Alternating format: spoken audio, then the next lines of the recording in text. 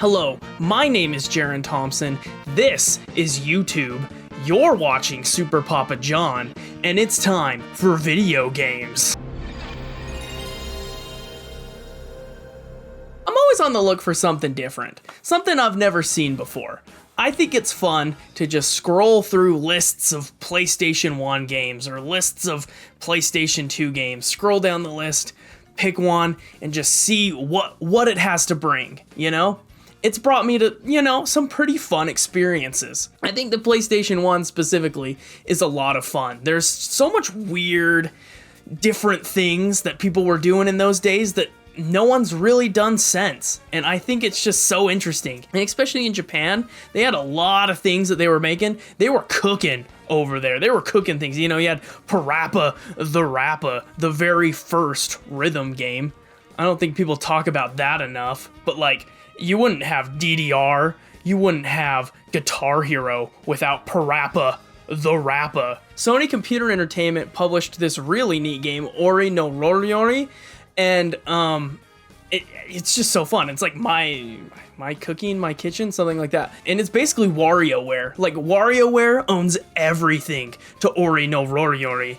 It's just oh, fantastic. It's a fun time. Do I understand anything that's going on in it? No. Another highlight game I want to talk about is 3D Kaleidoscope Baby Universe.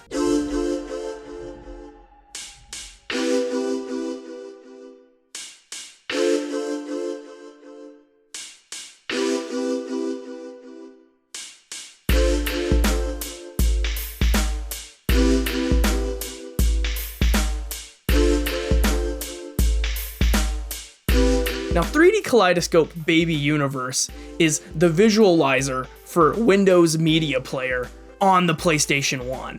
Now, it just was a visualizer for music. You could move it around, you had a bunch of options. I guess seizure warning gets a little wild. And what you could do is the game wasn't very big, so it could load all of the memory onto the RAM of the PlayStation 1.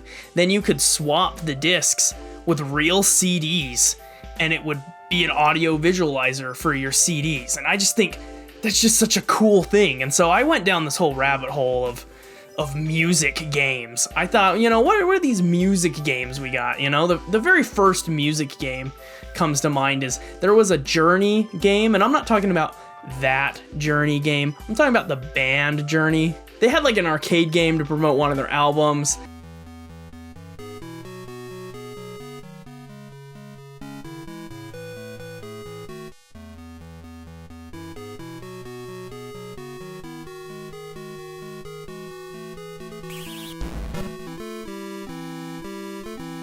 There's a bunch of weird games about bands or artists, most of them following the category of having nothing to do with the band, like the Wu-Tang Clan fighting game or Shaq Fu, which is based on the album Shaq Fu. Somehow we got two fighting games out of that. Not 100% sure how we got two fighting games out of that, but most of them are rhythm games, like Beatles Rock Band and tied to something else or their own rhythm game. But I found one that really, really intrigued me. And that's what we're going to be talking today. Moritaka Chisato Safari Tokyo for the PlayStation 1.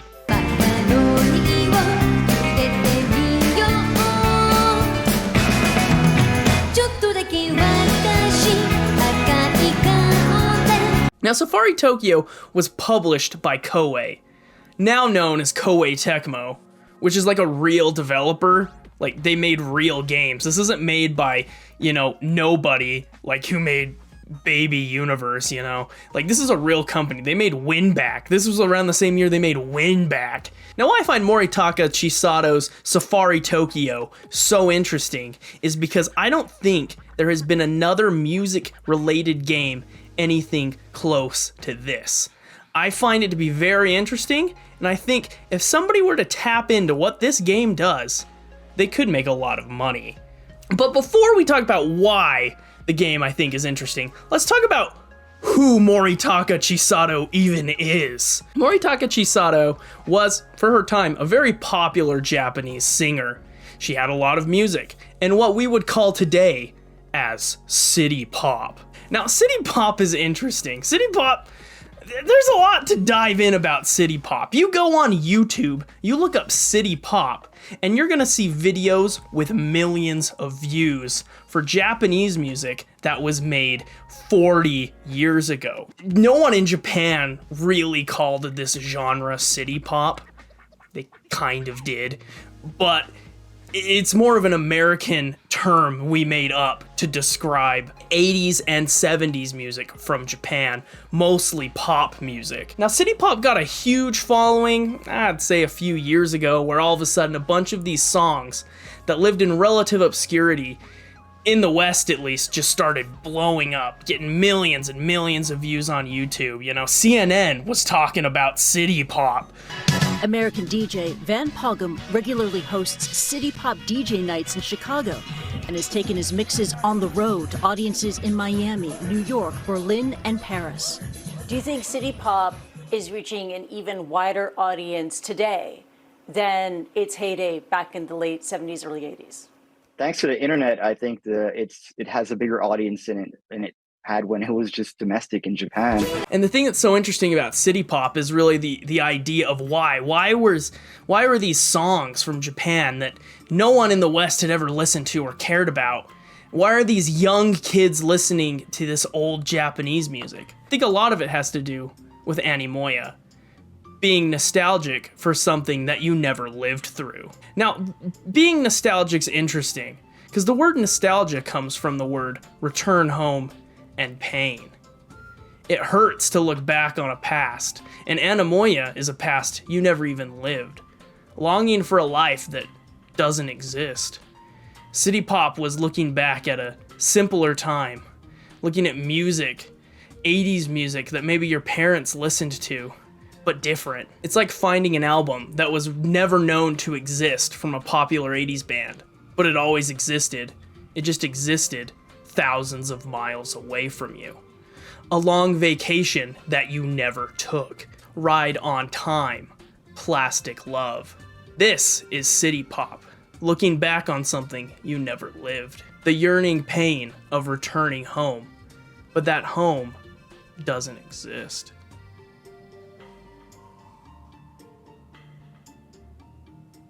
Now back to video games. Moritaka Chisato, one of the famous artists of her time, what we would call nowadays city pop, is actually a very interesting artist, because not only did she make pretty actually bangin' pop music, she also played the drums.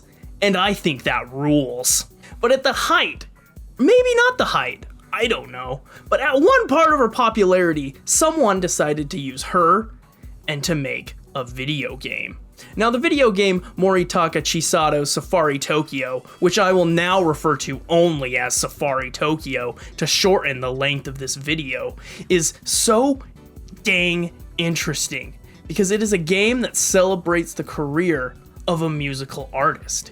It is not only a game, but almost a utility, a way to look on to somebody's career, almost what a website would become. The first thing you see when you boot up Safari Tokyo is this room. Now, this room, you have no idea what to do in. All you have is a mouse cursor and control. You can click on random things and random stuff happens. If you click on the drawer, a phone comes out. She answers the phone and is told to go to Tokyo Tower. Or as she says it, Tokyo Tower? ありがとう。イエーイ Start! at Tokyo Tower, she decides to play the drums, and you play a drum minigame. If you do good, she tells you, bravo.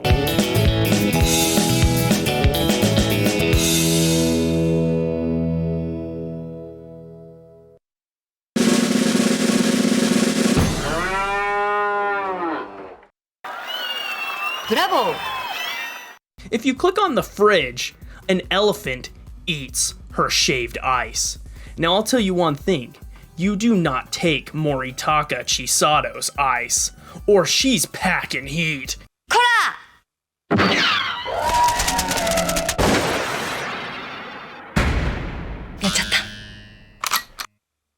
shooting.